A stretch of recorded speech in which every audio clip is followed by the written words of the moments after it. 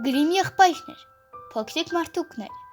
Մի ժամանակ ապրում էր մի կոշկակար, նա այնքան աղքատ էր, որ միակ ունեցածը կաշվից մի կտոր էր, որը բավական էր միայն մեկ զույգ կոշիկի համար։ Երեկոյան նա նայեց այդ կաշվի կտորին և մտածեց.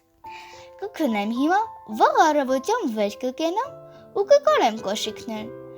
Այդպես էլ արեց, պառկեց քնելու, իսկ առավոտյան, երբ արթնացավ, լվացեց ու պատրաստվեց աշխատել, տեսավ կոշիկներն արդեն պատրաստված են։ Կոշկակարը շատ զարմացավ, վերցրեց կոշիկներն ու սկսեց ուշադիր նայել։ Ինչ լավ էին կարած, ոչ մի սխալ չկար, ամեն բան վարպետորեն արված էր։ Շուտով գնորդ էլ գտնվեց ու նրան այնքան դուր եկավ կոշիկները, որ շատ մեծ գումար վճարեց։ Կոշկակարը կարողացավ նոր կաշի գնել արդեն 2 զույգ կոշիկի համար։ Երեկոյան նա նորից մտածեց. կքնեմ, վաղը վեր կկենամ ու կսկսեմ կարել։ Առավոտյան դարձյալ վեր կացավ, տեսավ 2 զույգ կոշիկներն արդեն պատրաստ են, և նորից արագ գնորդներ գտնվեցին, վճարեցին 1 զույգ և կոշկակարն այս անգամ կարողացավ գնել կաշի արդեն 4 զույգի համար։ Եվ այսպես ամեն գիշեր, ինչ որ նա պատրաստում էր առավոտյանը, արդեն կարված էր։ Կոշկակարի աղքատ ու քաղցած կյանքը վերջացավ։ Մի օր երեկոյան նա ասաց կնոջը. լսի, կին, ինչ կլինի այս գիշեր չքնենք ու տեսնենք ով է մեր փոխարեն կոշիկներ կարում։ Կինը ուրախացավ. իհարկե, չքնենք, եկ տեսնենք։ Կինը վառեց մոմը, հետո իրենք թաքնվեցին մի անկյունում, հագուստներ տակ ու սպասեցին։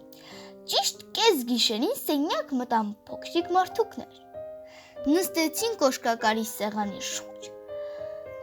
վերցրին փոքրիկ մատներով կտրված կաշին ու սկսեցին աշխատել։ Շատ արագ և ճարպիկ էին։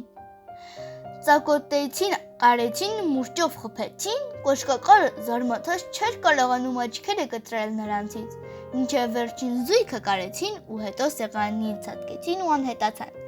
Առավոտյան կինն ասաց. այդ փոքրիկ մարդուկներն են մեզ հարստացել, պետք է մենք էլ մի բան անենք նրանց համար։ Գալիս են գիշերն, իսկ հագուստ չունեն, երևի շատ եմ մրսում, գիտես ինչ մտածեցի, ամեն մեկի համար կարենք վերնաշապիկ, բաճկոն ու տաբան, իսկ դու կոշիկներ պատրաստիր։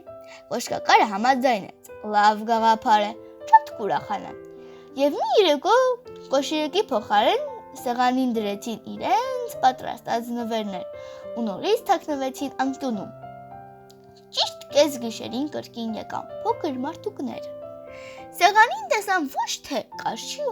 կա, այլ կարմիր վերնաշապիկներ, բաճկոններ, տաբատներ ու փոքրիկ կոշիկներ։ Սկզբում զարմացան, հետո շատ ուրախացան։ Արագ իրենց հագուստը կոշիկներն ու սկսեցին պարել ու երգել։